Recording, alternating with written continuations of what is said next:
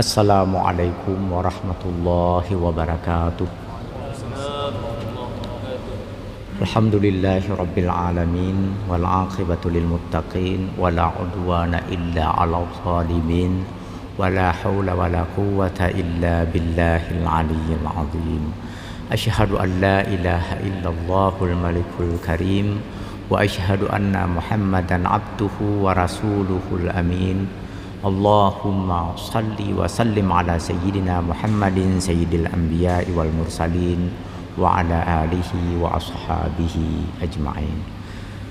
Masyarul hadirin al muslimin, mari kita niatkan memperpanjang i'tikaf di dalam masjid mulia ini dan kita mengisinya dengan aktivitas tafaqquh fiddin yang dijanjikan oleh Rasulullah mendapatkan pahala salah satu cabang berjihad fisabilillah. Kita mulai dengan sama-sama membaca basmalah.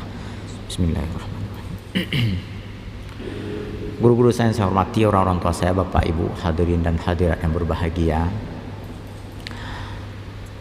Di antara tanda kiamat besar atau kiamat dekat yang terakhir adalah terbitnya matahari dari arah tenggelamnya. Ini disimpulkan oleh para ulama dari beberapa riwayat dalam konteks yang memang berbeda. Ada ulama yang menyebutkan bahwa sebelum matahari terbit dari sebelah barat, dan ada juga yang mengatakan setelah matahari terbit dari sebelah barat, segera saja ada angin yang bertiup. Ini kenapa saya katakan ada yang mengatakan sebelum, ada yang mengatakan setelah. Yang mengatakan sebelum katanya angin ini bertiup bersamaan dengan dukhan, asap. Asap itulah yang membuat orang mengalami flu dan mewafatkan semua orang-orang yang beriman. Sedangkan menurut riwayat yang lain, ini memang hampir semua penjelasan menyebutkan bahwa ada angin secara tersendiri memang. Jadi kalau dukhan itu menyebabkan orang-orang flu, pilek, dan banyak sesak napas, sedangkan angin yang muncul setelah matahari terbit dari barat ini itu tidak dirasakan oleh orang-orang kafir, oleh orang-orang munafik, hanya membuat sesak napas orang-orang mukmin, lalu mereka semua meninggal, sehingga tidak ada satupun orang beriman yang di dalam dadanya ada sebesar biji zarrah iman yang tidak mengalami kematian saat itu. Orang-orang munafik, orang-orang musyrik merasa menang, merasa hebat, merasa selamat. Yang boleh jadi kalau bahasa sekarang, mereka telah divaksin berkali-kali dengan berbagai kemajuan teknologi. Merasa menang, merasa mampu bertahan menghadapi ganasnya kehidupan di alam semesta. Dalam berpoya-poya dan dalam pesta pora itulah langit terbelah sebagaimana digambarkan oleh Allah di dalam sejumlah ayat Al-Quran. Yang ini juga berbeda-beda urutan penyebutannya. Kalau Al-Infitar kan idas sama'un fatarat wa idal kawakibun tasarat wa idal biharu futirat wa idal quburu bu'sirat. Nah begitu. Langit dulu tak terbelah, pecah. Kalau infitar itu hancur. Kalau surah Insyiqaq idas sama'un syaqqat, terbelah dua. Idas sama'un syaqqat wa idal ardu muddat. Kemudian kalau surah Az-Zalzalah buminya, penekanannya kepada bumi, idza zulzilatil ardu zilzalaha. Bagaimana kita memahami ayat-ayat yang berbeda itu? Para ulama hampir semua termasuk Quraisy Shihab menyebutkan itu semua terjadi, nggak penting lagi dan nggak diketahui lagi mana yang duluan. Saat langit terbelah pecah, bumi juga berguncang, air laut juga naik ke daratan, planet-planet bertuburukan. Kemudian gunung-gunung seperti dalam surah Al-Qari'ah, gunung-gunung juga berhamburan, hancur semuanya. Nggak ada satupun nanti permukaan bumi yang ada lekukannya, apakah berbentuk lembah, lekukan ke bawah atau lekukan ke atas. Semuanya betul-betul terhampar. Itulah disebut dengan mahsyar nanti. Yauma tubaddalul ardu ghairal ardi. Bumi nanti bukan lagi seperti bumi sekarang. Yang sekarang ini ada lekukan, sehingga dengan lekukan itu membuat stabil. Nah, saat itu nanti dihamparkan semua oleh Allah. Nggak ada tinggi, nggak ada rendahnya lagi. Semuanya sama, serentak gitu. Nah, inilah kiamat. Jadi karena bumi sudah hancur lebur, karena air laut naik ke daratan, karena apalagi planet hancur lebur semuanya, secara otomatis manusia meninggal. Yang orang-orang kafir yang sedang berpesta pora tadi bertanya, apa ini? Ada apa ini? Kita sudah membangun peradaban baru, kita sudah mencapai kemajuan lagi, kita sudah berhasil membuat dunia baru. Seakan-akan seperti itulah. Mereka tercengang-cengang. Oh ya, tadi lupa saya sampaikan, begitu sebelum langit terbelah itu ditiup dulu sangkakala, nufkhatul ula, kata Rasulullah. Tiupan itulah yang memberikan tanda ke seluruh dunia, seakan-akan memberitahukan kepada seluruh unsur-unsur alam semesta untuk mematuhi apa perintah Allah. Apa kepatuhannya? Itu tadi, langitnya membelah diri. Jadi nggak ada perlu energi lain dari Allah untuk membelah langit. Jangan dikira nanti harus pakai peralatan dulu hancurkan matahari. Enggak. Kenapa? Karena semua potensi telah diberikan kepada semua unsur alam untuk membelah diri, untuk menghancurkan diri, untuk meluapkan diri yang air laut, untuk memuntahkan isi dari perut bumi. Itu potensi itu diberikan kepada bumi. Cuma tinggal menunggu alarmnya saja, tinggal menunggu aba-aba. Dan yang diperintahkan untuk menyampaikan aba-aba itu adalah malaikat Israfil. Begitu sangkakala pertama ditiup, maka semua itu bergerak mematuhi perintah Allah yang memang sudah difirmankan oleh Allah sejak awal penciptaannya. Ya, dalam kaitan ini Ibnu Arabi juga menyampaikan beberapa riwayat. Sebenarnya semua unsur alam semesta, baik makhluk yang disebut hidup oleh manusia maupun makhluk yang tak hidup dalam bahasa manusianya, itu sejak dari awal penciptaan sudah diberikan perintah oleh Allah, nanti kamu pada saatnya akan harus begini. Itulah makna kun fayakun. Misalnya batu, hei batu, kamu kuciptakan, dan nanti pada tahun kesekian, tanggal kesekian, jam dan detik kesekian, kamu harus jadi apa, begitu. Apalagi manusia kan di dalam rahim itu ketika usia 120 hari itu juga ada perintah supaya nanti pada tanggal dan jam sekian kamu harus begini. Maka kita pun mematuhi itu tanpa kita sadari, kita jadi begitu. Makanya di dalam masyarakat tertentu, orang-orang tua kita ketika mendengar berita orang meninggal, sering kita sebutkan atau kita dengar orang-orang tua bilang katruh ban janji, orang Aceh bilang. Udah sampai janjinya begitu.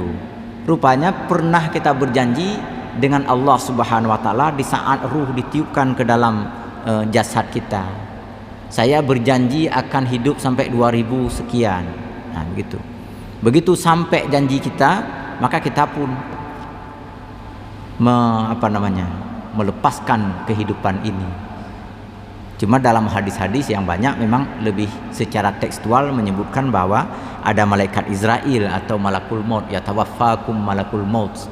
Jadi allati wukkila bikum. Jadi secara tekstual memang ada malaikat yang mencabut nyawa, tetapi secara potensial itu semua ciptaan Allah itu sudah dibuat janji oleh Allah.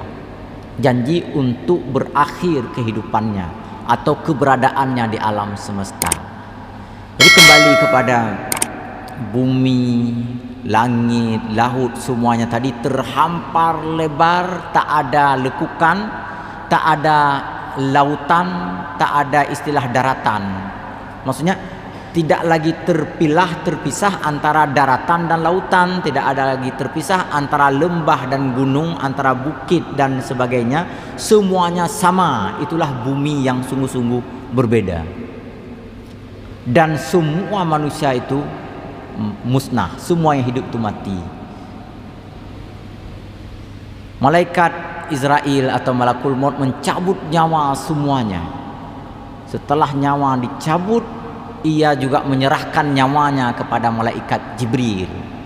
Ada yang mengatakan kepada Mikail dulu, lalu bersama Mikail menyerahkan kepada Jibril. Tapi yang banyak hadis menyebutkan bahwa malaikat Israel, malaikat malakul maut, pencabut nyawa itu menghimpun semua nyawa, lalu mencabut nyawanya sendiri, menyerahkan kepada Jibril sebagai sayyidul malaikah, pemimpin dari para malaikat.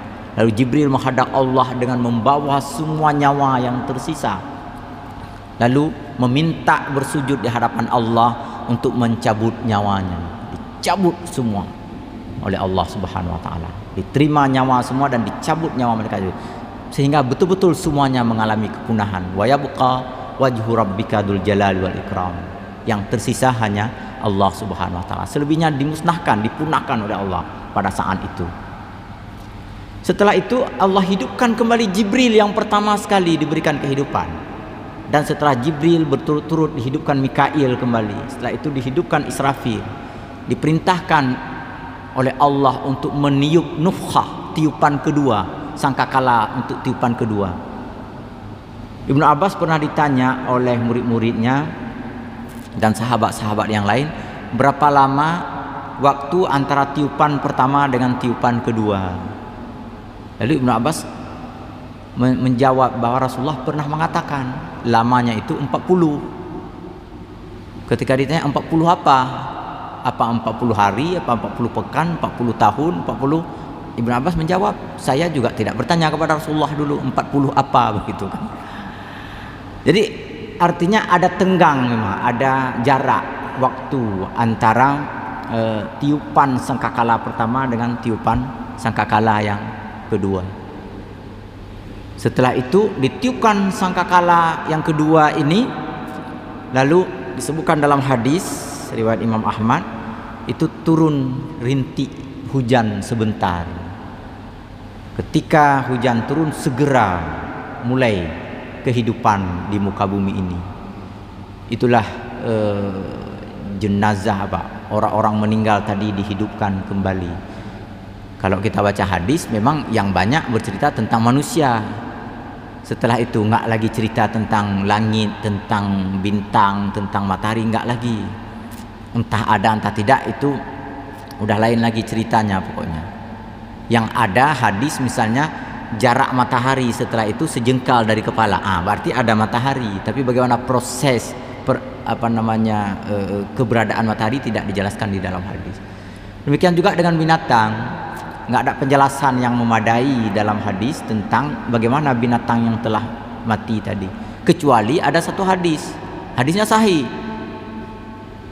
yang menyebutkan bahwa unta yang pernah kena tanduk pun oleh rekan sesama unta saat itu diberikan kesempatan oleh Allah untuk menggugat unta lainnya. Ini apakah bahasa simbolik atau memang real akan terjadi seperti itu? Kalau real berarti kan binatang dihidupkan semua. Sebagai ulama mengatakan itu simbolik untuk menyatakan betapa keadilan saat itu betul-betul akan terwujud. Tak ada sedikit pun yang terabaikan. Ya, itu yang disebut dengan mahsyar tadi. Bumi terhampar luas. Lalu kita bagaimana? Orang-orang yang pernah hidup, maksudnya manusia yang pernah diciptakan Allah sejak dari zaman Nabi Adam hingga akhir alam semesta, dihidupkan kembali. Di dalam hadis riwayat Ibnu Majah, Ahmad dan beberapa lagi yang lain disebutkan hadis tentang laisal insan yabla illa ajabuz zanabi. Itu tidak ada satupun bagian dari manusia itu laisa minal insan yabla, kecuali semuanya hancur. Semua bagian dari tubuh manusia itu hancur kecuali ada ajabuz zanab namanya. Ajabuz zanab itu tulang ekor yang panjangnya sepanjang satu ruas jari masing-masing. Kalau saya seginilah satu ruas jari ini. Panjang tulang ekor ini apa namanya? Ini semacam blueprint penciptaan ulang nanti bagi Allah. Semua tubuh kita ini hancur setelah tiupan pertama. Bukan hancur pada saat dikuburkan sekarang. Boleh jadi ketika dikuburkan sekarang hancur. Boleh jadi ada yang tidak hancur kan? Kayak Fir'aun katanya di mumi. Pardede katanya di balsem juga. Kelihatannya belum hancur. Tapi setelah tiupan pertama nanti hancur semua. Semua bagian tubuh manusia habis, kecuali itulah ajabuz zanabi, tulang ekor, tulang sulbi yang panjangnya hanya sepanjang satu ruas jari masing-masing. Wa minha yurakkabul khalqu, dari tulang itulah Allah konstruk kembali tubuh kita. Cuma nanti tinggi dan besar itu relatif sama. Disebutkan panjang tinggi manusia nanti sekitar 27 hasta manusia dewasa di zaman Rasulullah. Jadi coba Bapak hitung gini 27 hasta. Kira-kira mungkin sampai 30 atau sampai berapa meter lah, sampai 8 meter lebih kurang gitu. Ada yang mengatakan sampai 11 meteran atau belasan meter tingginya. Jadi tingginya sama lebih kurang. Orang perempuan juga begitu. Tingginya semuanya sama. Dikatakan di dalam hadis, kita nanti menyamai tingginya Nabi Adam, dan orang perempuan menyamai tingginya Hawa. Lebih tinggi daripada ukuran rata-rata manusia sekarang. Dan maaf, dibangkitkan nanti dari kuburan semuanya, dan dalam keadaan bertanya satu sama lain, apa ini? Ada apa ini? Kenapa begini? Sambil mengusap-ngusap kedua matanya. Kenapa ini saya dibangunkan dari tidur? Pokoknya macam-macam lah muncul pertanyaan waktu itu. Dan segera saja bergerak, kata Rasulullah, dibangkitkan dalam keadaan tidak berpakaian. Dan matahari sekali lagi saat kita dibangkitkan itu hanya satu jengkal di atas kepala kita. Aisyah bertanya kepada Rasulullah, hal yang duru, apakah seseorang bisa melihat orang lain dalam keadaan waktu itu tidak berpakaian? Tidakkah saya nanti merasa malu dilihat oleh orang lain? Rasulullah menjawab, keadaan waktu itu bukan seperti sekarang lagi wahai Aisyah. Tak sempat, semua waktu itu nanti sibuk dengan urusan sendiri. Tak sempat kita menoleh ke kiri dan ke kanan karena kita sedang menghadapi keadaan yang sangat genting. Ada di antara manusia tenggelam oleh keringatnya sendiri hingga 2 mata kaki. Ada yang tenggelam hingga lutut. Ada yang nyaris menenggelamkan seluruh tubuhnya oleh keringatnya sendiri. Karena begitu panasnya, begitu banyak cucuran keringat yang keluar.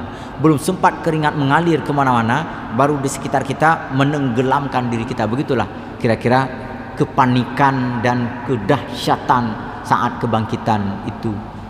Dan Allah memberikan potensi, memberikan inspirasi kepada semua untuk menuju ke satu arah saja. Hanya satu arah yang dituju oleh manusia. Walaupun nanti mencoba ada yang berbalik, berbaliknya hanya sekedar untuk bertanya kemana kami bisa memperoleh perlindungan. Orang-orang nanti mencari mana kakek kita, mana nenek moyang kita yang disebut bernama Adam, yang dipercayai oleh semua penganut agama. Lalu bertemu dengan Nabi Adam, kata Rasulullah. Setelah bertemu dengan Nabi Adam berpidato sebentar, berkhutbah sejenak, beberapa kalimat saja. Apa kata Nabi Adam waktu itu? Saya juga pernah melanggar aturan Allah, dan saya sangat malu untuk bertemu dengan Allah saat ini. Jangankan meminta perlindungan untuk kalian, untuk saya sendiri pun saya nggak berani karena pernah memakan khuldi, katanya. Maka manusia ini pun bubar lalu carilah kepada yang lain, kata Nabi Adam. Mencari Nabi Idris, mencari Nabi, kata Rasulullah itu menyebutkan semua nabi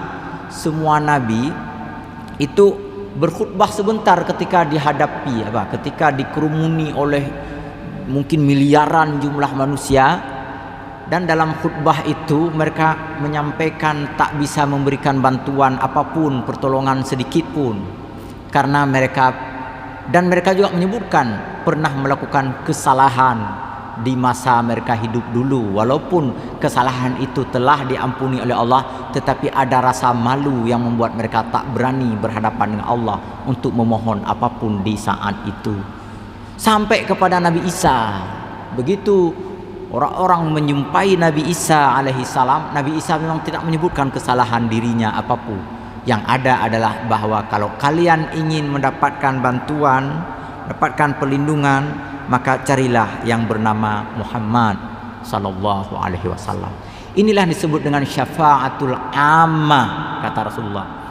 Syafaatul ammah adalah syafaat yang diberikan kepada, syafaat ini pemberian Allah, pertolongan Allah manusia, nggak berbeda mukmin atau kafir. Dan bentuk syafaat ini itulah mendapatkan penerimaan dari Rasulullah SAW. Waktu itu kita tenang bukan main, senang bukan main, karena sudah ada yang menampung aspirasi. Ya, kalau bahasa sekarang aspirasi lah. Ada tempat curhat. Dan Rasulullah pun berkhutbah menyampaikan apa-apa yang harus dilakukan. Dan Rasulullah merealisasi janjinya yang pernah beliau sebutkan. Misalnya sab'atun yudhilluhumullah fi dhillihi yauma la dhilla illa dhilluhu. Ada 7 kelompok manusia ini yang mendapatkan perlindungan Allah, di mana pada hari itu tak ada perlindungan lain selain dari perlindungan Allah. Siapa itu? Imamun adil. Maka pemimpin itu dipanggil, mulai dari pemimpin dalam strata yang sangat tinggi maupun strata yang terendah atau level yang biasa-biasa saja. Kalau dia adil, maka kepada mereka secara otomatis Allah akan memberikan naungan, sehingga matahari yang tadi sejengkal di atas kepala sedikit terkurangi, mulai tenang, mulai dingin terasa, mulai sejuk. Imamun adil. Kemudian yang kedua, warajulun nasya'a fi ibadatillah, seorang yang dalam hidupnya itu berkesinambungan beribadah kepada Allah. Maksud dalam hidupnya itu begini: sejak kecil, remaja, dewasa, peralihan usia dari 30 ke 31 ke 32, itu terus menerus dalam beribadah kepada Allah. Nggak ada masa, kan ada istilah bagi orang kita masa pancaroba, masa zigzag, ada 3G kayak pelung minuman keras kenakalan. Itu tidak. Orang yang mendapatkan naungan pada hari mahsyar itu yang berkesinambungan dalam kebajikan-kebajikannya. Kemudian warajulun qalbuhu mu'allaqun bil masajid, orang yang memiliki hati yang selalu terpaut dan tertaut ke masjid. Walaupun boleh jadi tidak berada di masjid 24 jam, dia bisa bergerak kemana-mana, tetapi rasa rindu itu selalu ke masjid. Tempat yang paling dia sukai adalah masjid. Sekurang-kurangnya, kata ulama, setiap kali azan berkumandang, dia itu sibuk luar biasa untuk mencari masjid terdekat. Walaupun seandainya dia tidak bertemu dengan masjid, tetapi hatinya itu seakan-akan telah mendorong, menghantar dia, menarik dia kayak daya magnetik untuk menuju ke masjid. Ini apalagi udah 3, 4. Kemudian warajulani tahabba fillah iztama alaihi wa tafarraqa alaihi, ada 2 orang yang saling berkasih sayang. Ini 2 orang di sini maksudnya 2 orang sesama laki-laki yang saling menyayangi dalam arti saling memperhatikan, saling membantu, saling menolong, saling mengingatkan karena Allah, bertemu, berjumpa karena Allah, dan terpisah juga karena Allah Subhanahu wa taala. Setelah itu ada orang laki-laki, rajulun da'athu imra'atun zatu mansabin wa jamalin faqala inni akhafullah. Ada laki-laki nanti yang digoda oleh perempuan yang cantik, yang berkedudukan tinggi, tetapi dia bisa menampik ajakan syahwaniyat tersebut, syahwaniyah itu, dengan mengatakan aku takut kepada Allah. Setelah itu ada lagi rajulun anfaqa, ada orang yang memberikan nafkah, memberikan infak, lalu dia sembunyikan infaknya itu, hatta la ta'lama shimaluhu ma anfaqa yaminuhu, yang infaknya itu ketika dia berinfak dengan tangan kanan, tangan kiri pun nggak tahu, saking tersembunyi dan rahasianya. Dan terakhir rajulun zakarallah khalian, orang yang berzikir kepada Allah dalam keadaan sepi sampai meneteskan kedua air matanya. Ini bekal di mahsyar, Bapak Ibu. Artinya orang-orang ini mendapatkan naungan dari Allah di mahsyar. Di luar daripada itu, di luar daripada itu ya begitulah kehidupannya, panas sekali. Apakah orang mukmin, apakah tidak mukmin, tetap akan merasakan panasnya di saat itu. Setelah itu perjalanan menuju ke satu titik yang disebut dengan hisab di sana. Dalam perjalanan itu Rasulullah SAW kembali merealisasi janjinya untuk memberikan syafaat khassah namanya. Syafaat khassah ini ada 3 bagian nanti.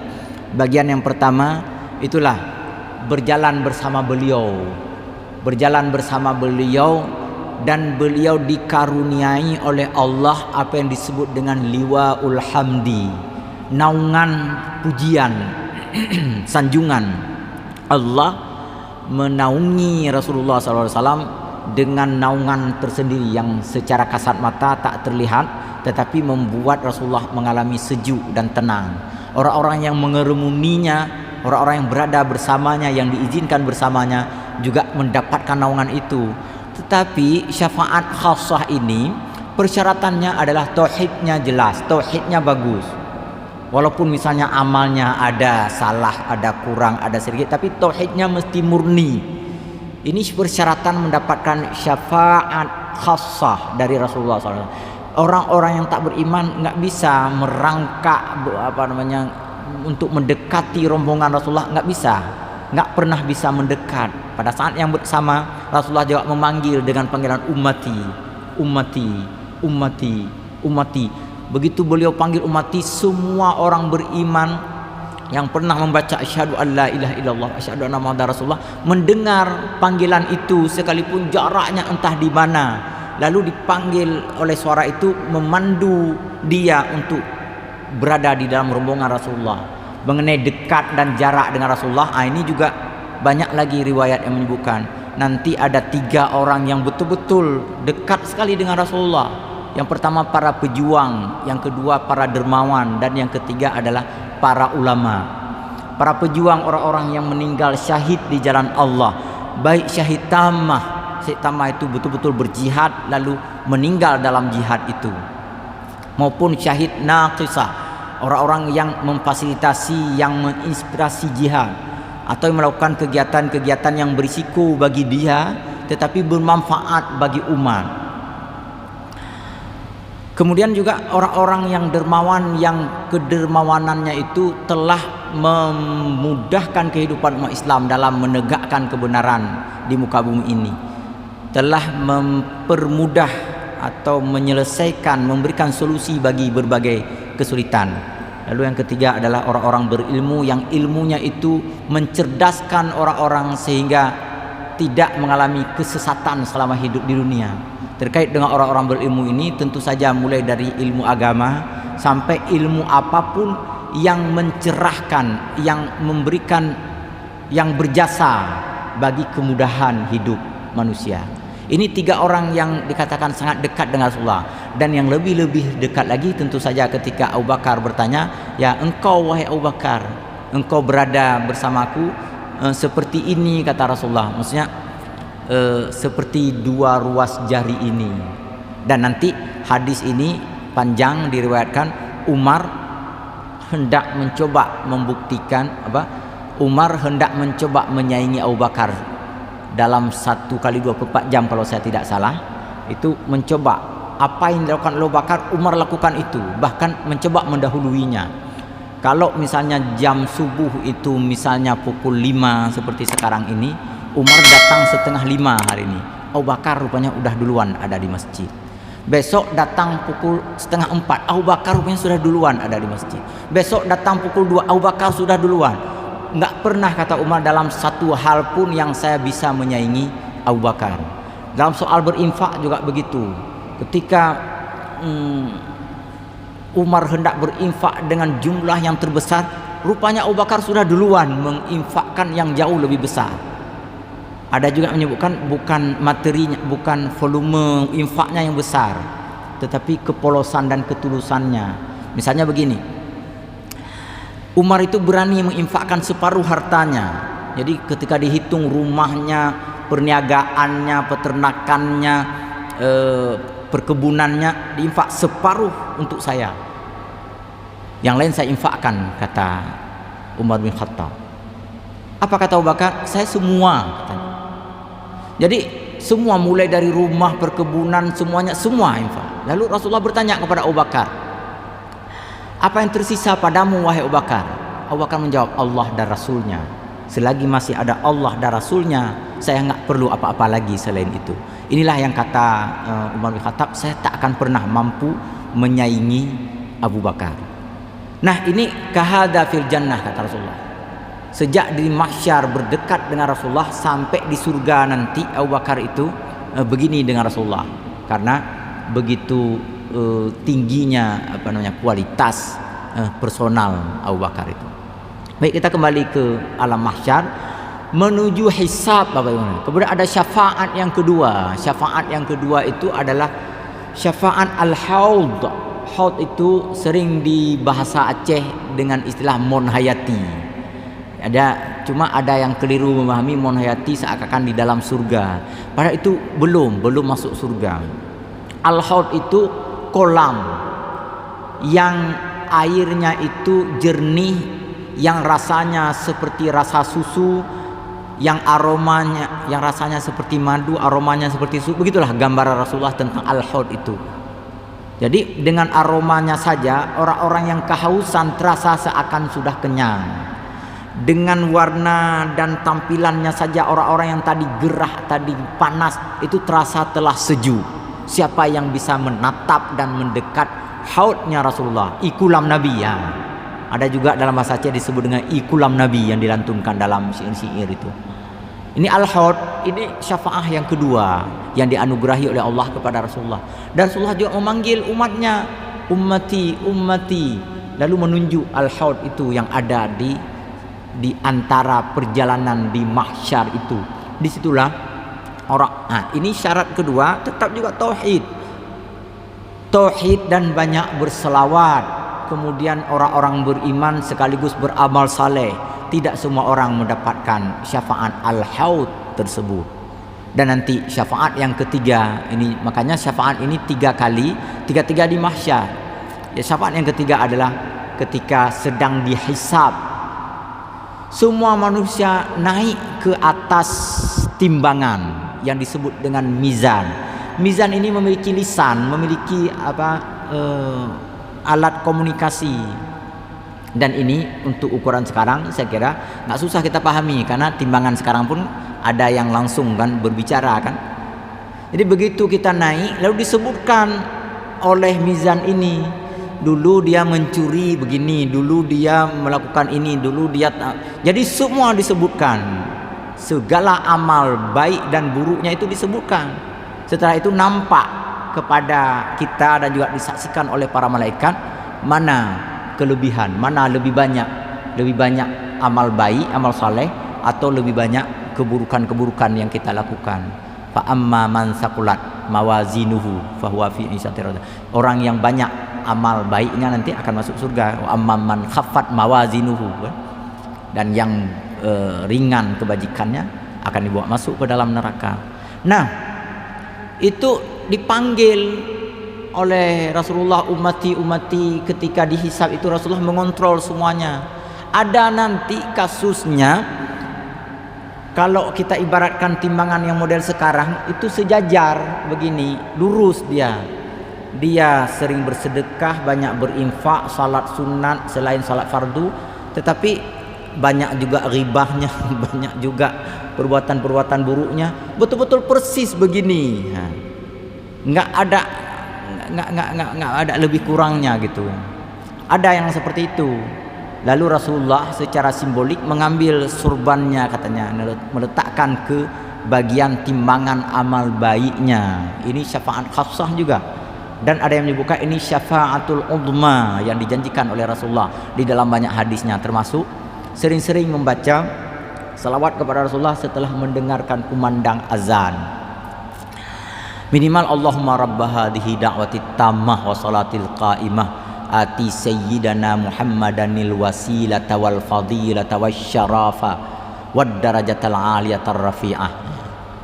Jadi ketika sering-sering membaca kalimat ini, maka seseorang berpeluang untuk mendapatkan syafaatul udma tadi, syafaatul khassah di mizan tadi. Nah, ini ketika ditanya berapa lama proses hisab di alam mahsyar itu nggak bisa disebutkan, wallahu alam, karena begitu banyak manusia dan satu persatu. Mizan nggak banyak, Bapak Ibu, mizan hanya satu, semuanya antrian menuju ke situ. Dan memang tidak ada pilihan lain. Lapar, haus, panas, dingin, kita mengantri di situ. Dan antriannya pun antrian yang sudah diatur oleh Allah Subhanahu wa taala. Nggak jelas ininya sama kita, siapa yang berdiri lebih dahulu, apakah keturunan Nabi Adam yang lebih dahulu antrian? Enggak. Antriannya memang sudah diatur sedemikian rupa. Boleh jadi memang orang-orang yang dekat dengan Rasulullah, orang-orang yang senantiasa mensahabati, senantiasa membersamai Rasulullah baik dalam hidup maupun matinya. Orang-orang yang bersama Rasulullah ketika hidup dulu itu akan lebih cepat proses hisabnya. Sedangkan orang-orang yang walaupun tidak hidup bersama Rasulullah tetapi hari-harinya hatinya itu selalu bertemu dan menyatu dengan Rasulullah, itu juga lebih cepat dibandingkan orang-orang yang berjarak dengan Rasulullah. Ada satu lagi proses, ini ada hadis lain yang juga terhubung ke sini. Manusia waktu itu dibagi kepada 3 golongan, kata Allah. Kata Rasulullah, ada golongan tanpa hisab, tetapi tanpa hisab langsung masuk neraka. Ini orang-orang syirik, orang-orang tidak bertauhid. Ini nggak perlu ditimbang memang, langsung dimasukkan ke dalam neraka. Dan di neraka pun mereka menjadi allati waquduhan nas wal hijarah, kada itu untuk menghidupkan api neraka dia. bukan dihukum dalam neraka, bukan, tetapi dia badannya itu digunakan untuk menyalakan api neraka, untuk menghukum orang-orang berdosa nanti kalau ketika dihisab mereka tak banyak amal baiknya. Itu orang musyrik, orang kafir yang kafir sempurna, syirik sempurna. Misalnya ini ateis misalnya, atau penganut agama lain yang tidak sedikit pun mempercayai keesaan Allah Subhanahu wa taala, penyembah berhala. Dalam hadis disebut para penyembah berhala, para mulhid. Mulhid itu ateis. Mereka langsung masuk ke bawah terus, dan di sana nanti mereka digunakan sebagai kayu bakarnya untuk menyalakan api, yang api itu baru untuk menghukum orang-orang lain yang nanti masuk ke neraka. Lalu bagaimana dengan munafik? Kan di dalam ayat Al-Quran kan innal munafiqina fid darkil asfali minan nar, kan? Orang munafik di tempat terbawah dihukumnya. Kalau orang musyrik sebagai apinya, sebagai kayunya, begitu. Baik, kita lanjutkan. Kemudian kelompok kedua juga tanpa hisab. Kelompok kedua tanpa hisab, tetapi semuanya masuk ke dalam surga. Tanpa hisab, betul-betul masuk ke dalam surga. Nah, dalam hadis riwayat Imam Muslim disebutkan 3 kelompok tadi. 3 orang yang pertama sekali mendapatkan syafaat liwaul hamdi, syafaat naungan, juga di surga mereka mendapatkan prioritas untuk masuk ke sana. Tetapi Bapak Ibu, ada yang dihalang-halangi nanti. Ada orang yang meninggal karena syahid, betul-betul diketahui, disaksikan oleh manusia dia seorang yang pejuang di jalan Allah. Dia berharap masuk surga tanpa hisab. Begitu sampai di pintu surga dihalang oleh malaikat, nggak boleh masuk. Ada ulama nanti diketahui, dikenal sebagai sangat alim, menjadi rujukan dan referensi umat, mencerdaskan banyak sekali orang, tetapi tetap dihalang, nggak bisa masuk. Ada dermawan yang juga begitu, di mana kekayaannya dia terus menerus infakkan kepada banyak orang, tetapi juga dihalang. Yang dermawan lain masuk, yang syuhada lain masuk, yang ulama lain masuk. Ada 3 model nanti lah kira-kira. Maksudnya ada dari kalangan ulama sejumlah orang, ada dari kalangan pejuang sejumlah orang, ada dari kalangan mereka bertanya, yang nggak boleh masuk ini, kalian bertiga tetap harus hisab. Bukan 3 orang nih, 3 kelompok. Kalian para dermawan yang berjumlah sekian orang ini harus hisab dulu. Kalian para ulama, lalu protes. Terutama karena ada ulama di situ kan, udah tahu bahwa ulama itu masuk surga tanpa hisab, dermawan masuk surga tanpa hisab, syuhada masuk surga tanpa hisab. Protes pada Allah, ya Allah kenapa begini? Bukankah Rasulmu dulu telah menjanjikan kepada kami masuk surga tanpa hisab untuk para dermawan, para syuhada?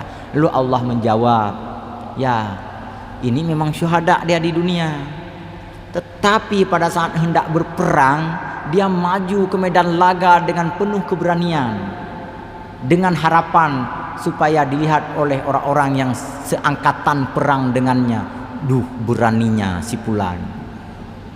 Hanya itu, si Fulan berani sekali memang. Hanya itu yang diharapkan, tak lebih daripada itu.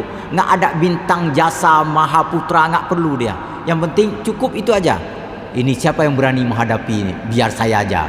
Tengoklah, saya yang berani. Hanya itu yang terbersit dalam hatinya, maka dibatalkan masuk surga tanpa hisab. Dah. Kemudian yang kedua, dermawan begitu juga.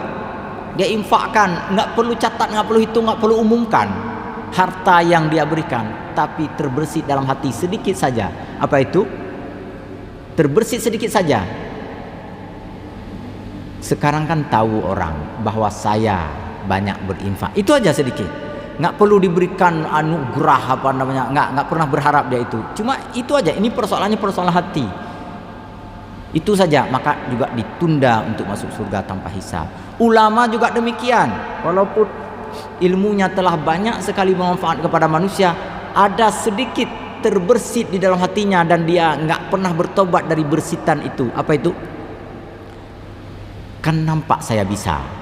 Supaya didengar atau diketahui atau dibaca oleh orang bahwa dia bisa dalam bidang itu, bahwa dia mampu menjelaskan itu, maka itulah yang menghalangi mereka masuk ke dalam surga tanpa hisab. Lalu bagaimana nasib selanjutnya? Nasib selanjutnya sangat mengenaskan, Bapak Ibu. Ditarik mereka, dihela oleh malaikat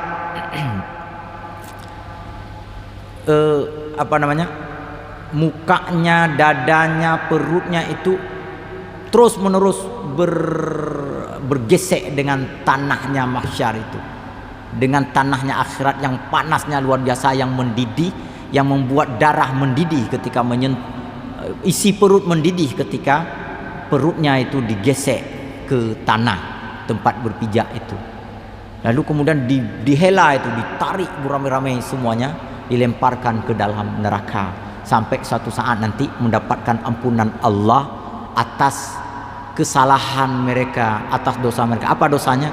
Dosanya cuma sedikit sekali, menurut kita sedikit. Apa itu? Supaya dianggap oleh orang saya bisa. Baik ulama, baik dermawan maupun pejuang tadi, supaya dianggap oleh orang saya berani. Lalu yang lain-lain kemudian dihisap semuanya di atas mizan. Ada yang nanti dimasukkan ke dalam surga, ada yang dimasukkan ke dalam neraka. Jadi mizan pun tidak secara otomatis. Setelah mizan ada as-sirat satu lagi. As-sirat itu jembatan yang berada di atas permukaan neraka. Yang jembatan itu bagi orang-orang taat, orang-orang beriman, orang-orang bertakwa, orang-orang beramal saleh, itu lapang selapang-lapangnya. Pejam mata pun dia nampak jalan itu saking terangnya. Dia bisa melangkah dengan begitu mudah, secepat kilat untuk masuk ke dalam surga di seberang neraka sana. Ada orang yang melintasinya seakan-akan sangat sempit jalannya itu, jembatannya itu, siratnya itu. Ada yang bahkan seperti rambut dibelah 7. Itu dari Rasulullah itu. halusnya itu seperti sehalus rambut dibelah 7 kali, Bapak Ibu. Bagaimana kita melewatinya? Kemudian tajamnya setajam mata pedang peperangan. Kemudian di sekitarnya itu ada pengait, ada duri yang terus bergerak mengaitkan, mengoyak, menyabitkan kaki betis kita, lalu ditarik ke dalam neraka. Begitulah dahsyatnya sirat. Dan orang-orang yang beriman sekali lagi masuk ke dalam surga di sana, setelah itu mendapatkan anugerah Allah yang kekal dan abadi. Sedangkan orang-orang yang jahat, yang kafir, yang maksiat dan sebagainya tersangkut di neraka ketika melintas mizan itu, ketika melintas sirat itu. Bapak Ibu bahagia, pembahasan tentang surga dan neraka tentu tidak mungkin kita bahas sekarang ini, waktu sudah cukup panjang. Intinya adalah bahwa kiamat itu dahsyat ketika bermula terjadi, dan juga dahsyat dalam proses-proses selanjutnya. Tak ada apapun yang bisa menolong dan membantu kita saat itu kecuali Allah Subhanahu wa taala. Dan Allah membantu kita melalui 2 hal saja. Yang pertama melalui amal kita, dan yang kedua melalui syafaat khassah Rasulullah sallallahu alaihi wasallam. Demikian kajian kita pagi ini, memang sudah terlalu panjang agaknya. Lebih kurang saya maaf. Besok kita sudah merayakan hari kemenangan. Saya secara pribadi mohon maaf lahir dan batin. Taqabbalallahu minna wa minkum. Wassalam. Oh, ya silakan Pak. Lupa.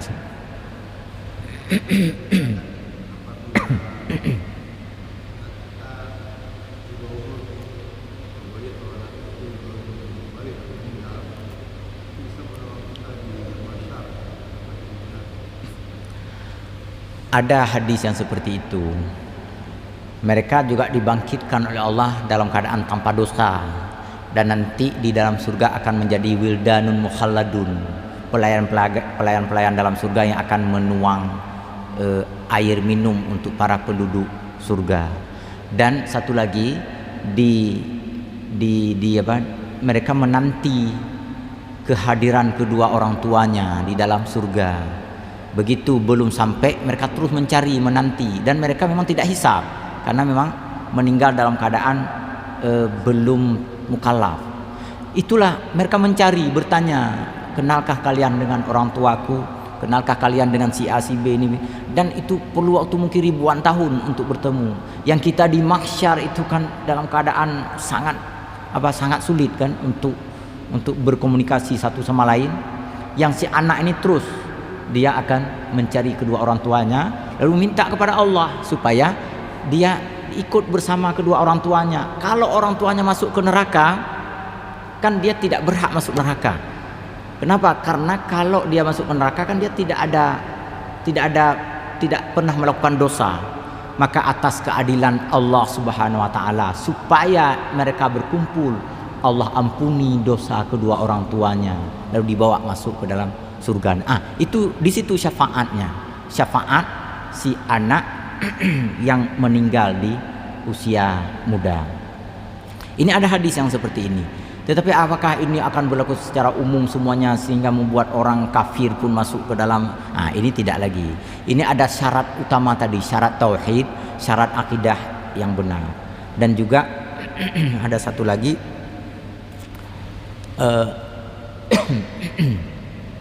lupa saya. Intinya, ini makanya syariatnya kan kalau anak kecil yang meninggal saat kita salat kan tidak kita baca Allahumma firlahu warhamhu kan, tapi Allahumma ja'alhu faratan li abawahi atau liwalidayhi wa dukhran wa salafan wa tibaran wa idatan kan. Itu semuanya artinya ya Allah jadikan dia sebagai perbendaharaan untuk kedua orang tuanya, sebagai keindahan, sebagai tabungan, sebagai sebagai pelajaran, sebagai mau'idah. Apa arti sebagai mau'idah? Begitu anaknya meninggal, orang tua kan teringat cinta dan sayang kepada anaknya. Dalam ingatannya itu dia jadikan sebagai pelajaran. Apa pelajaran? Pelajarannya yang kecil aja meninggal, apalagi saya yang besar kan. Nah, pelajaran itulah yang nanti menginspirasi dia, mendorong, memotivasi dia untuk melakukan kebajikan. Saya ingin nanti bersama dengan anak saya yang pasti masuk surga karena tampai. Ini pelajaran ini. Maka si orang tua pun akan berusaha untuk menjadi orang-orang saleh, untuk menjadi orang baik dengan harapan nanti dikumpul di dalam surga bersama anaknya. Jadi penjelasannya itu kalau kita kaitkan antara satu hadis dengan hadis lain, nanti ujung-ujungnya orang tuanya juga mesti orang beriman dan beramal saleh, begitu Pak. Tapi memang syafaatnya ada, memang betul-betul dijanjikan oleh Rasulullah. Demikian yang bisa saya jawab. Baik, terima kasih. Mohon maaf atas segala kekhilafan dan kekurangan, bukan hanya yang kali ini, mungkin yang pertemuan-pertemuan sebelumnya. Selamat Idul Fitri, taqabbalallahu minna wa minkum. Wassalamualaikum warahmatullahi wabarakatuh.